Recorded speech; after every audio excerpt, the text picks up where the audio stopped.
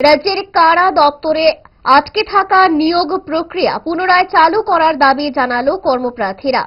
249 jail warden পদের জন্য শারীরিক পরীক্ষা সহ অন্যান্য পরীক্ষা সম্পন্ন করেছিলেন ওই পদের আবেদনকারী কর্মপ্রার্থীরা। 2022 সালের শেষের দিকে পরীক্ষা গ্রহণ করার পর বিধানসভা নির্বাচনের কারণে নিয়োগ প্রক্রিয়া স্থগিত রাখা হয়। এরপর আর কোনো ধরনের প্রশাসনিক পদক্ষেপ নেওয়া হয়নি বলে জানানো হয়েছে।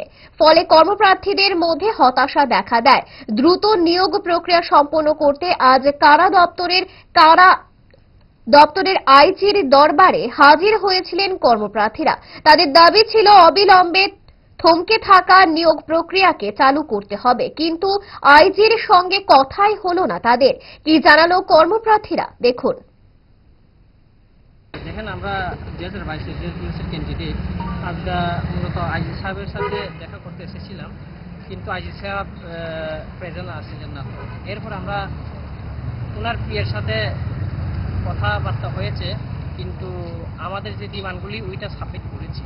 যেহেতু আইজি সাহেব নাই, তো ওনার সাথে কিছু আমরা কথাবার্তা বলতে পারিনি। এর জন্য আজকে আমাদের কোনো কমিটমেন্ট নেই, কিন্তু আমরা সরকারের কাছে ওইটাই আবেদন জানাবো যে আমাদের যে 249টা যে জেল ওয়ার্ডারের প্রসেসিং যে আটকে রয়েছে ওইটাকে তাড়াতাড়ি আমাদেরকে যে প্রসেসটা আগিয়ে নিয়ে যায়, তাহলে আমরা খুব উপকৃত হব।